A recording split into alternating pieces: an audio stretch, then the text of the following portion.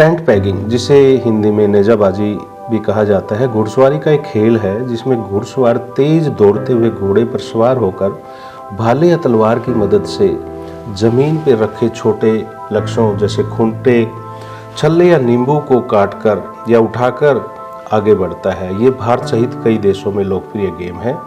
इसमें सवार की फुर्ती, समय और सटीकता की परीक्षा होती है। घुड़सवार अपने हथियार से जमीन पर रखे एक छोटे लक्ष्य जैसे लकड़ी का खूंटा हो सकता है, चौकोर टुकड़ा हो सकता है, को उठाने या छूने की कोशिश करता है। अगर उसको छूता है, अगर उस पर निशान रह जाता है तो खाली उसको 2 पॉइंट दिए जाते हैं। अगर उसको उठा के आगे एक टारगेट जो सेट किया होता है, एक जो बाउंड्री है जहाँ पे उसको एक फिनिश लाइन जिसको बोलते हैं, उससे अगर आप आगे ले जाता है तो उसको 6 पॉइंट मिलते हैं। ये सब घोड़े की पूरी रफ्तार सरपट दौड़ के दौरान किया जाता है, जिसमें सवार को अपना संतुलन बनाए रखना होता है।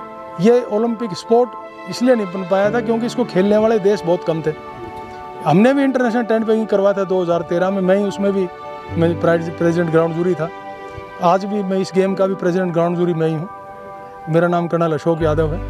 मैं FEI 3 स्टार जज हूँ, जो मैंने आपको बताया कि फेडरेशन इक्वेशन इंटरनेशनल से।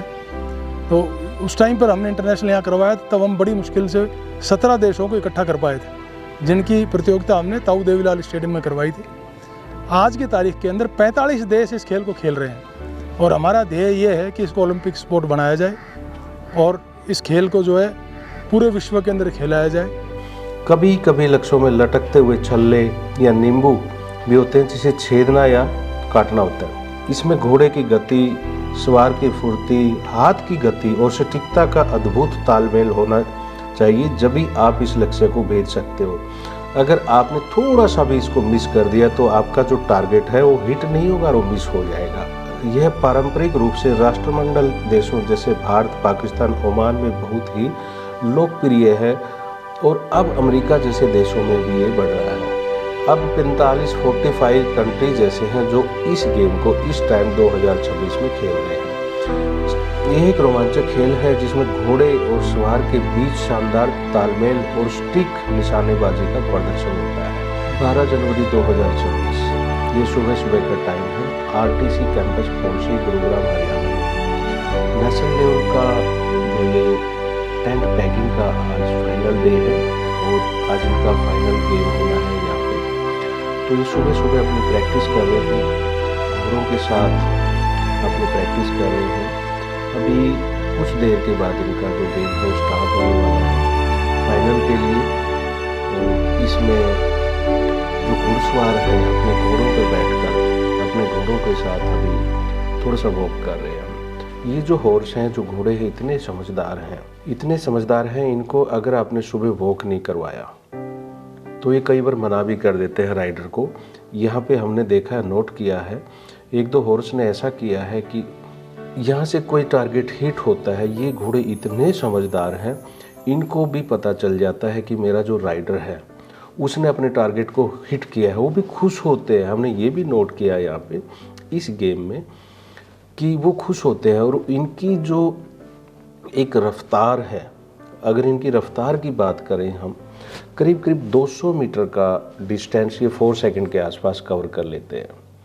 और देखिए कितनी यहाँ पे कोऑर्डिनेशन एक पशु में और एक मैन में आपको देखने को मिलेगी। कितना आपको यहाँ पे देखने को मिलेगा कि एक घोड़े की जो यहाँ पे स्पीड है 100 से 120 किलोमीटर प्रति घंटा की रफ्तार से यहाँ पे दर्ज की गई। और इतनी फास्ट स्पीड में किसी तलवार से या भाले से अपने टारगेट को हिट करना और अपना संतुलन बनाए रखना, कितनी फुर्ती और कितनी हिम्मत का काम है। और घोड़ों को देखिए, घोड़ा अपनी लाइन पे चलता है, अपनी लाइन को नहीं छोड़ता। उसको ये पता है कि मेरे साथ जो दूसरा घुड़सवार है वो भी यहाँ पे इस प्रतियोगिता में मेरे साथ कंपटीशन में है, तो ये अपनी लाइन को बिल्कुल नहीं छोड़ते। जिस दिन मैंने दिया कि जब तक कि हम नीचे ग्रास रूट लेवल पे टैलेंट को हम नहीं टैप करेंगे तो हमारे गेम आगे नहीं बढ़ पाएंगे।